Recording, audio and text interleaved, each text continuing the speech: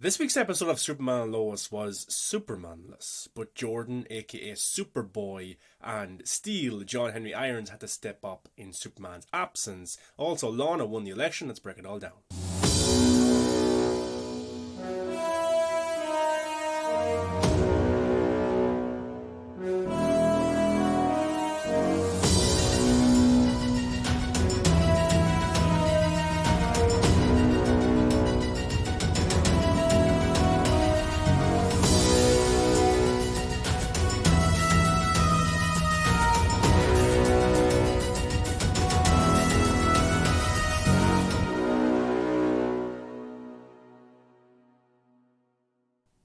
What's going on, Superman and Lois fans? Welcome back to the channel. I'm your host, the Viking. Make sure you give it a thumbs up and subscribe to the channel for a brand new video every single day. This week's episode of Superman and Lois featured very little Superman. He was in the opening sequence, he goes into the portal, and then he's missing for the entire episode in search for Ali Alston, who has broken out of prison.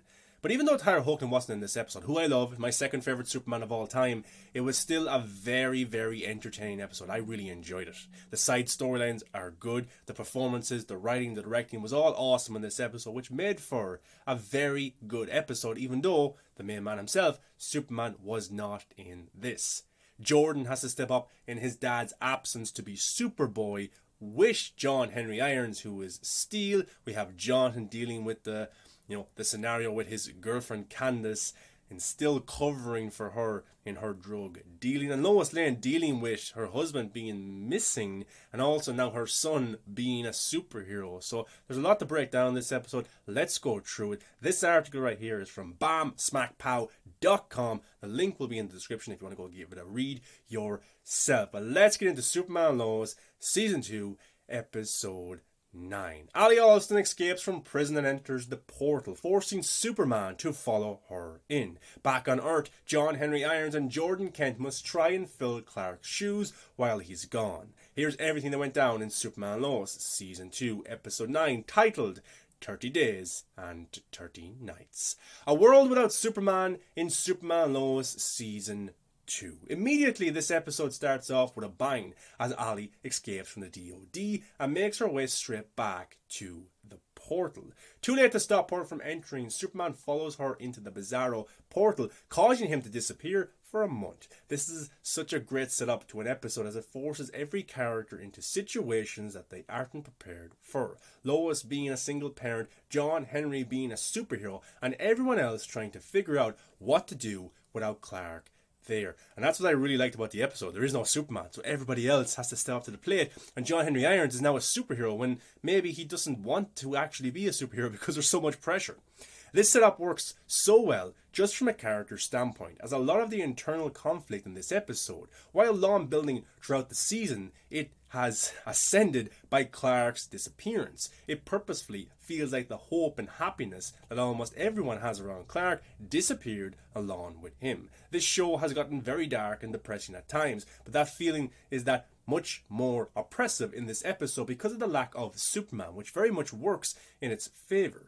In this episode, we see this problem, but this episode really helps to show that Superman is hope, what he actually means, just simply by not being there in this episode. But then, even without Superman there, hope is restored by the end of the episode through the sheer perseverance by everyone, from Lois to Lana. You can just feel Clark's influence and almost eternal optimism from everyone when they get past their own fears and frustrations. Superboy. With Clark gone though, John Henry Irons steps up to the plate and tries to be a new hero around the world. Even if he can't be everywhere, it's honestly really nice to see him not give up on being a hero after recovering from his injuries. However, the most important thing is that Jordan is now trying his hand at being a hero, even more so when he protected John and Candice. It's nice to see him actually using his powers to help save people. Well, mainly Kyle in this episode. Instead of just continuing to train, that was beginning to get stale. So it was time to move on for him doing so, and this episode does exactly that, which is great. This also leads to a really solid argument about whether or not Jordan should be a superhero between him and Lois. It's an organic mother-son argument where it's very easy to understand both sides of the argument and easy to cringe when both of them hurt their own argument because their emotions get the better of them. The episode provides some great growth for both of them. We also had Jonathan convince Candice to admit that she was the dealer and help Lois and Sam find the ex-kryptonite operation. And when things go sour, Jordan has to come to the rescue, and it was pretty nice to see Lois trust in her son to save them. Remembrance. As for Natalie, though, it turns out that the day that this episode takes place during is also the anniversary of her mom's death, and well, she obviously is still struggling. And how John is acting doesn't help. Her anger, frustration and sadness are all justifiable, as she still hasn't time to properly adjust to everything else around her. She has seen her dad seemingly just forget everything about their whole life. It's something that everyone can probably understand. But after Nat calls John out for seemingly trying to forget his lows, we get to see one of the most heartbreaking scenes of the season as John watches a video of Lois interacting with Nat right after she was born. Seeing John Henry just break down crying, it'll pull at your heartstrings. Whether you have kids or not, it's a very impactful scene, and Wole Parks gives his best performance since he first appeared on the show in that scene. He was brilliant. Superman and Lois used a great setup this week to focus on the so many great character moments that it's easy to feel like you don't even want to see any of the superhero moments.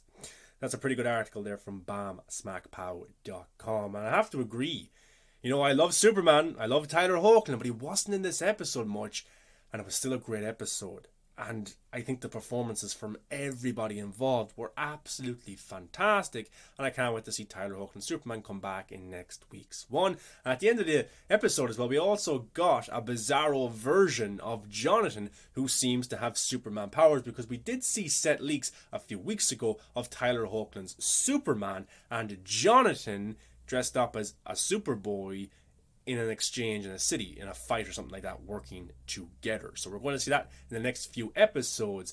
But yeah, he's coming to tell Lois and tell Jordan that Superman was too late on his planet. So it looks like Ali Alston may have merged with her other self. She's going to be very, very powerful now as the episodes go on. But I think I read somewhere that there's a 3-week break or something for Superman and Lois. It's not back until like April 25th or 23rd or something around that. That's just crazy. We have to wait 3 weeks. I don't think I can do it, guys, but we'll have to do it. But it was a solid episode. Really enjoyed it. Can't wait to see where it goes next. I thought Jordan looked pretty badass as a superhero. I think he looked good. You know, I had my doubts about him when he fully adjusted to his powers and was going to be saving people, but in this episode he was pretty solid. And I liked how John Henry Irons was stepping up as well as a superhero. That was pretty cool as well. But guys, what's your thoughts on Superman Lois Season 2, Episode 9? Give a thumbs up, subscribe to the channel, get into the comment section. Very interested to hear your thoughts. And also come follow me on all my social media accounts. Guys, thanks for watching. Really appreciate it. And I'll see you in the next video.